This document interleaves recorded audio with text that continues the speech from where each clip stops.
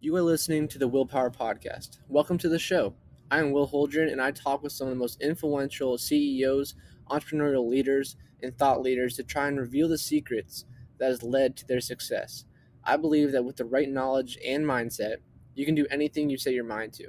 So if you want to learn how to change your life for the better, if you want to learn how millionaires actually became wealthy, or if you want to develop and start your own business from the ground up with the right knowledge to help you, then you are in the right place because this is the Willpower Podcast. I cannot wait to introduce you to today's guest, but first, if you have enjoyed an episode, then please open up Apple Podcasts and hit that subscribe button. And if you think we deserve it, scroll to the bottom, select write a review, and leave us a 5-star rating with a review that states where you are from and one aspect of the show that you love. Once you do that, send me a screenshot and I will feature you on a future show and shout you out on my Instagram that has over 10,000 followers. Now let's get to the show with our newest guest. No way that we go is a one-way street. Nothing that we love is a one-day key. And if we gon' do it, we gon' do this now. And if we say we gon' hold this down. How's it going, everyone? My name is Will Holdren, and I am the host of the Willpower Podcast. Today, we have a very special guest, and her name is Susan Glenz. And Susan actually runs the Susan Glenz team, and she is out of Rochester, New York, and she is also part of Keller Williams. So it is an absolute honor to have her on here today. So, Susan, thank you so much for joining me today. Thank you, Will. I appreciate you inviting me. I'm excited to be here. Of course, my pleasure. I'm really excited for this interview. I've heard a lot about what you've done in the past in your team, and so it's super cool to have someone like you on this podcast. And to start off, I kind of go into your childhood a little bit. So you can talk about what your childhood was like and how it kind of turned you into who you are today. My childhood, is that what you said? Okay, cool. Yeah. So let's see, my childhood and how it turned me into who I am today. Well, if I were to sum it up, I would say a couple of things. One, I was everybody knew me as kind of the nerd in school. I wanted to be top of the class. I was valedictorian in high school. I was that girl, right? But it's funny because I never really connected with what drove me. I think I had an inner desire to excel and be the best I could be. But really, I think what drove me was pleasing my father, right? Like I just wanted to make him happy. So that became an inner drive that now I don't need to please my father, right? I'm a grown adult woman with my own business, but I still want to do well for myself. And I also, growing up, really enjoyed things like math and science, but I also had an artistic side, right? So I was in the art room painting and I had a lot of experience with art. So I had a little bit of that right brain, left brain happening where I wanted that creative outlet, but I also really understood problem solving and business and numbers. So I think real estate's a great blend for me because it's a creative outlet with building a business and also working in the numbers. Yeah, 100%. Very cool. And so when you were growing up, did you always want to go into real estate or did you have other plans growing up? It's funny because growing up, I always thought I wanted to be an attorney. Something about being a lawyer just seemed, prestigious. I always liked making an argument and negotiating and defending people. And then I think I learned what it really took to be an attorney. And I don't think my personality would have maybe been the best fit. So I never really pursued it. I actually went to college for an accounting degree. So I have an accounting degree from SUNY Geneseo. That I don't know what side of the brain that is, but that's the number side, right? And I was in a private accounting for 4 years out of college and then moved into a marketing position. And that's where I understood what it was like not to just count the beans behind the scenes, but to drive and move the business forward. So it was a great experience 8 years before getting my real estate license where I was able to work on both sides of a business and realize where my passion lied. Gotcha. So accounting is definitely different from real estate. So I'm kind of curious, like, how did you end up switching careers totally, going from accounting into starting your own real estate company? I know, it's crazy. Like I definitely didn't fit the profile of most accountants. I got antsy really easy, but I enjoyed the work. I enjoyed spreadsheets. I would live in spreadsheets all day long. I enjoyed running a P&L and forecasting and budgeting and making sure everything worked out, bottom line. But then I had an opportunity. I was in a small company And in a small company, you wear a lot of hats, right? And there's a lot of opportunity to just pivot and move into different parts of the business.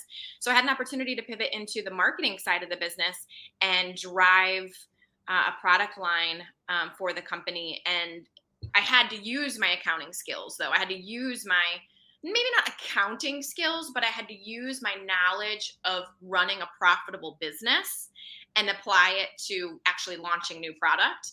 And it really, really helped me. And I will say that when I look back on my career and my life, everything that I learned up to the point of launching my real estate business contributed to my success in real estate, right? So that financial background was huge, because I know you have your license. A lot of people don't train agents to own a business, to treat their business like a business. They treat it maybe more like a job or collecting a paycheck. And having that financial background from the very beginning, I tracked my expenses. I knew what was coming in. I knew what was going out. I measured my ROI on all of my investments for lead gen. So I just approached it very differently, not even knowing that most people didn't. I just thought that's how you do it, right? Because that was my background. So that set me up for success pretty quickly. Yeah, that's really cool to hear. And just like you're talking about, being able to track all that stuff is a huge contributing factor to your overall success as a realtor. Like just knowing like what to do, who to contact, that kind of thing, keeping track of like all your sales and all those numbers. So like, how are you able to kind of stay on top of all that stuff? Because obviously a lot of realtors do struggle with that, especially new realtors in the industry. And so would you say that your background contributed the most to that? Or like, how would you help other people to kind of get there as well? Yeah, so I think because I've always been, one of my favorite questions is, do you lead with an operations heart or a sales heart? If you were to pick one, do you lead with an operations heart or a sales heart? And when someone asked me that question, I really had to step back because I was so torn. I wanted to say sales because I'm an agent, right? That's what we do. We're in sales. But from the day I started my business, I always said, I'm not a salesperson. I don't have a sales bone in my body. I'm a marketer. I will market a property. You will fall in love with it. I will market myself and you will see value or you won't. But I've always leaned more towards the operations side. That's where my heartbeat is. And so because I'm more systems inclined, I'm the kind of person that if I do it once and I make a mistake once, I don't want to do it again. So let me build a system so I never have to do that again. So I was constantly building systems and tracking devices or whatever processes into my business from day one, because I'm kind of lazy. So I wanted to not ever have to do that again. So how do I make this easier? I would say a lot of agents aren't wired that way. So that's why it's really important to bring along, when you get to a certain point, like bring someone in your world that's administratively proficient, because they can handle all of that for you. Right. No, yeah, it definitely makes sense. And so when you got your license, did you join Keller Williams right away, or did you start a different brokerage? Yep, I did. I interviewed a bunch of different brokerages, and I didn't know what I was doing, honestly. I just reached out to a bunch of people locally. I reached out to a friend that had worked with the KW agent, so they put me in touch, and I started with them from the beginning. And now I'm 9 years in, and I had the opportunity to open a Keller Williams franchise in the Finger Lakes 4 years ago. So I have my team that's operating, and then I have a Keller Williams franchise with about 115 agents in that market center. Currently, we're the number one office in the Finger Lakes. Wow, that is awesome. Congratulations. Thank you. I actually have a grandpa up in the Finger Lakes, so if he's ever wanting to buy or sell, I know who to go to now. There you go. That's pretty cool. So talk to me about your first year as a realtor. What were your sales kind of like in that first year? Were they what you were expecting, or was it harder than you thought it was going to be? Yeah. Gosh, it's so blurry. I think that's a great question. Was it harder than I thought it was going to be? I think it's what I expected. I think it was hard work, but I wasn't, I went into it knowing it was going to be hard work. I think my first year in real estate, I sold 25 houses. I had no idea if that was good or bad compared to the average agent. I just put my head down and worked. And it paid off, because the second year I sold 65 houses. So the trajectory was insane. But I think it's because I didn't compare myself to anyone else. I just put my head down and said, give me your best, just do your best. And everything kind of fell into place from there. Yeah, that's super impressive. 25 sales in your first year as a real estate agent is pretty crazy. So congratulations for that. And so I'm kind of like, how are you able to generate all those leads in just your first year? Like, did you just go to kind of your warm market? Did you operate more on the cold market side of things, or social media? What did you contribute most to real Yeah. estate? Great question. So my first year, looking back, and of course I have my lead sources broken down for every year, so I know exactly where it was. If I remember correctly, my first year was about 65% from my own database, and a lot of that was me reaching out, chatting, not even asking for business, but just being more purposeful and intentional about creating relationships and letting people know that I was here to help. And then social media, just putting myself out there on social media. I never had a Facebook account. I had a Facebook account, but I was not intentional about using it to promote myself, promote real estate at all until I got into the real estate business. I was much more of a hermit. Like, I didn't want people to know what I was doing in my life. And then when I started my own business, I said, well, people have to know what I'm doing. I got to put myself out there. So social media was a big part of that. And then open houses as well, and a few internet leads. I got really good at converting inbound internet leads, which we know the internet lead game has completely changed since 2012. It's a very different financial model, but back then leads were cheap and I could convert like a machine. Wow. Yeah, that's pretty impressive. And I know a lot of people, just like you're talking about, also feel scared to like kind of tell people like what they're doing. I feel like as a realtor, like that's like the number one thing. You gotta go out there and tell other people like what you're doing, who you are, and that kind of thing. You started your real estate business. And, I think a lot of people really do struggle with that. So how would you recommend people to kind of get out of that mindset of like, okay, I don't really want to feel embarrassed by telling people like what I'm doing kind of thing? So how are you able to get out of that mindset? Yeah, I think Nike, just do it. Like, they have the best tagline, right? Just do it. I know that's not great advice, but you sometimes just got to rip the Band-Aid off, and the more you practice, the better you get at it. So, just do it. I don't know if I have any better advice than that. No, I mean, that's pretty good advice. And it really comes down to the fact that like people are going to judge you no matter what you do. So you'd rather be judged by doing something you love. And so if you're a realtor, you got your license, like you should be proud of that and not really care what other people think about you being a realtor. Yeah. And kind of going off of that point, you also said that you got most of your leads from warm market, like 60% in that first year. And I know a lot of people struggle reaching out to warm markets. So like, how should people be approaching the warm market and telling them that without being too pushy or too salesy, kind of thing, just like you were doing? So can you repeat the question? I don't know if I understand. Yeah, so like when realtors are reaching out to warm market and trying to get business and sales and stuff like that, how should they be reaching out to them and talking to them without being too salesy or too pushy? Okay. Yeah. Thank you for clarifying. So when I reach out, I always want to come from contribution. It's a care call, really. It's checking in. How are they? How are their family? We made a lot of care calls, especially during the COVID pandemic in the last couple of years, because everybody is it was the first time in history that everybody in the country, in the world, was going through the same thing. So there was this common bond, right? So just to reach out and check in, like, how are you doing? How are you doing with this? How's your family? How are you navigating homeschooling? Just asking about them. Naturally, they ask about you. It just transitions, and then you can share a little bit about what's going on in your world. Real estate will pop up, and then it's, let me know if you ever need anything. We're here for you. It's not, who do you know that's looking to buy or sell right now? It's just, we're here for you. That has always been my approach. It's a little bit more planting seeds, and then the referrals come later. The other thing we do too is we'll come with items of value. So we work right now. I wanted to scale that. I wanted to figure out, how can I scale, what Susan Glenz does, what Will Holdren does. It's who you are. It's what makes you special. But how can you scale that and teach other agents to do it if they're not you, right? So we create, every quarter we have a giveaway or an incentive that we have. So like right now we have an HVAC company that is giving a really great discount on getting your furnace serviced, right? So we'll call people and just let them know, hey, if you haven't gotten your furnace serviced yet this winter season, we've got someone that is going to hook you up.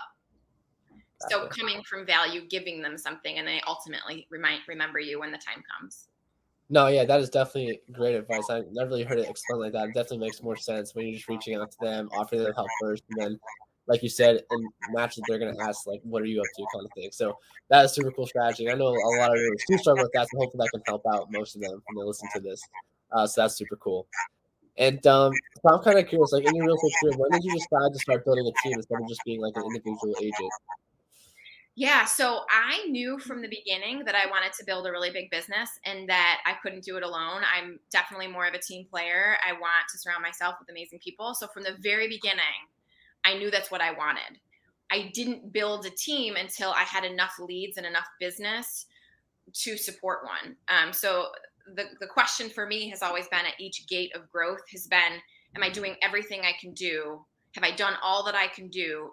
Am I ready for more leverage? Right. So going from 25 units to 65 units, I was waving the white flag at the end of the year, like, okay, I'm ready. I've done all I can do. I literally can't do anything more. Now I need leverage. I think that's really important. Part of my journey is being really strategic about adding leverage versus just adding a bunch of leverage and then hoping it all works out. I've grown slowly, but yet quickly over the last 8 years because I've been very strategic about when to add that leverage. No, for sure. Yeah, definitely makes sense. And so when you're trying to bring on new agents, like what's your process to find these agents and what are you looking for characteristic wise in new agents to bring onto your team?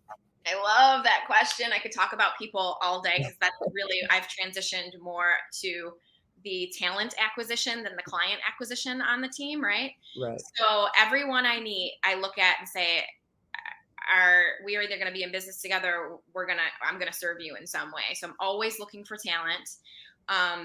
We have a great process at Keller Williams we use. It's the career visioning process. It's a very robust hiring process where you get to know the person at a deeper level so that if you do choose to get into business with them, you know so much more about them than if it was just kind of a standard going off your gut interview, one-time interview, right? We've got personality assessments that we learn how they tick, a certain process for gathering references. I mean, it's real intense. So I follow that process. Like I told you earlier, I'm a process person, right? So I follow the process. I trust it, and it has never failed me. I find that most of my people on my team have come from referrals of people I know, right? People know who I am, how I work, what I expect. So they're either past clients that have worked with me or people that have referred people to me. That's awesome. And obviously it's working because I know we were talking earlier, you got a lot of like mega agents on your team. And so obviously that's not an easy thing to do. And so like what are you teaching these people, these realtors once they join your team? Because obviously whatever you're doing, it's working because they're doing multiple million dollars every year in sales. So what are you kind of telling them when they join your team or teaching them? Yeah. So just to kind of add some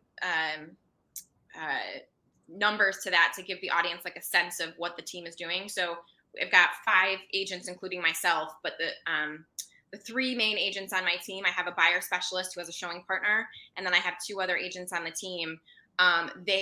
Each one of them services between 55 to 65 clients a year. And each one of them has been with me between 3 to 6 years. So we have low turnover on our team as well, which is something I'm most proud of. I think that shows we add a lot of value to their world. And for me, the biggest thing has been, listen, we'll teach you how to lead generate. We'll teach you how to sell a house. But more importantly, we're going to stretch you and grow you in the way you think. We're going to teach you about wealth building. We're going to mastermind around leadership. I'm going to create opportunity for you. So I have been fortunate enough to have opportunity in my world that allows me to move out and create space for my team to step into opportunity. So as long as I can keep creating a world big enough for them to stay in my world, I should be good. Right, right. And that kind of leads me into my next question because I know when people are joining a team, they're always afraid of bringing in realtors, teaching them everything that they know, and then over like a course of 2 years or something, they end up leaving after that some time and they go and start their own team kind of thing. So does that fear ever cross your mind when you're growing your team and having realtors grow and develop? Yeah, I hear that a lot. And as an operating partner of our brokerage, agents come to me all the time looking for help building a team. And I think that's a common fear. So much so that they say like, well, I don't want to teach them all the secrets. I don't want them to be better than me because then they'll leave, right? Why wouldn't they leave? Right. And my philosophy from the beginning, I fought that. I think that's like natural tendency to think. So I fought that because at the end of the day, if they leave and build a successful business, then I did my job well, right? At the end of the day, truly, if I can really take a step back from my ego and look at it that way, the part of that success. And I think it's about having trust, knowing that if I'm continuing to provide amazing value, if I just focus on value and they're getting everything they need, they're meeting their goals and they're growing, then they shouldn't have any reason to leave, and we should be good. I should see it coming if they're unhappy, and figure out how to address that. So does that answer your question, or was that kind of roundabout? No, I think that's pretty good. Like you're saying, you got to build that trust factor up. And then, obviously, like you're saying, if they want to leave, you should see some things that are happening that are making them unhappy with the brokerage or something like that. So I think that definitely answers the question. You got to take care of your agents first and give them the opportunity. And with that, I think they'll stay there, just like you're talking about. So.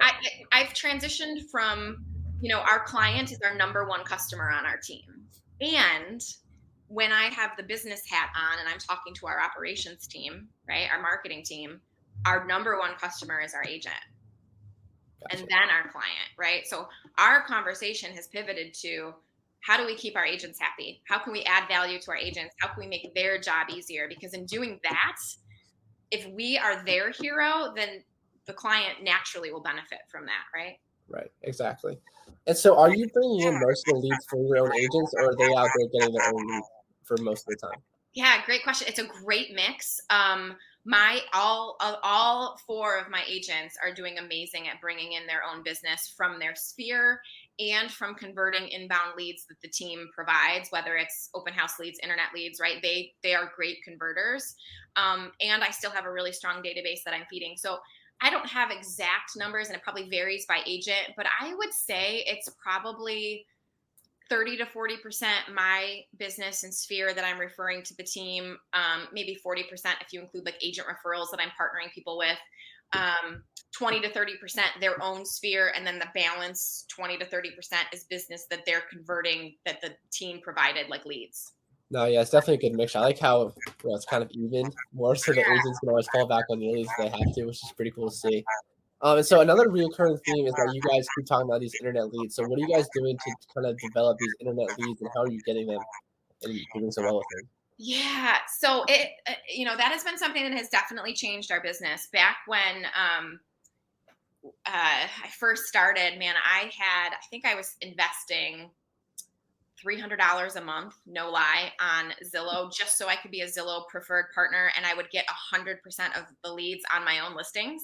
That's what I was paying for. I just wanted the leads back on my own listings, right? So then I just went and got listings, and I got all the leads, and I converted them to buyers. For $3,600 a year, I was selling $6 to $8 million a year from internet leads. Like, that doesn't happen anymore, right? And it's sad because it was so great, but it doesn't happen anymore, because what we're seeing in the industry is that all of these companies want a piece of our commission, right? So Zillow is now a brokerage. Realtor.com has OpCity, and they're charging 25 to 35% on the back end for the leads, which is a lot more expensive than $300 a month, right? Yeah. So we're finding there's less and less opportunity as a team to invest in leads for the agents. It's mostly converted to back end referral fees, almost like an agent referral fee, right? Yeah. So it's changed, and we are leaning into those opportunities, but it's not a big piece of our business. We will close 202 transactions this year. We will help 202 families. And 160 or 155 of them were all from our database. Wow. We're heavy database, and I like it that way. I want to teach my agents to get 100% of their business from their database, because it's the only thing we can rely on. I can't tell you in 5 years if the referral fee for internet leads is now going to be 60%, right? We have no control over that, but we do have control over the relationships with our clients. No, yeah, I love that. And the fact that you guys are doing like friends and families, like the close market kind of thing, like it builds up really great repertoire as well, like for people that are around you. And so that's awesome. And just so you're talking, like the internet leads, like it's so inconsistent. Like 1 month it could be this, another month it could be this, and there's no really like basic line of like what you're expecting to get from that. So that's super cool you said that. So I'm kind of curious, like in your opinion, where do you kind of see like the market going in the next couple of years, and what are you guys planning for? Oh gosh, I wish I had a crystal ball. Isn't that the $1 million question? We talk about that on our regional meetings. We talk about that at the national level. I talk about that with my team. Markets cycle every 7 years, right? As you, I'm sure, are well aware, and we are on borrowed time with the strong market. When I got my license at the end of 2012, it's when the market was just starting to recover and head into more of a seller's market. So I literally look back on my career and I say, you know what? Since I started selling in 2013, it's pretty much been a seller's market the last 7-8 years, right? So 9 years, 2012. So we're 2 years borrowed time. We should see a shift go back to more of a buyer's market. That's just what happens. I think the COVID pandemic helped to delay that. We thought it was going to push us into a downturn, but it didn't for a lot of reasons. So what do I think is going to happen next? Well, I think it's a lot of uncertainty because what's going on with the inflation and the economy right now. I think you probably saw the stock market took a hit last Friday. The variant, down. Yeah.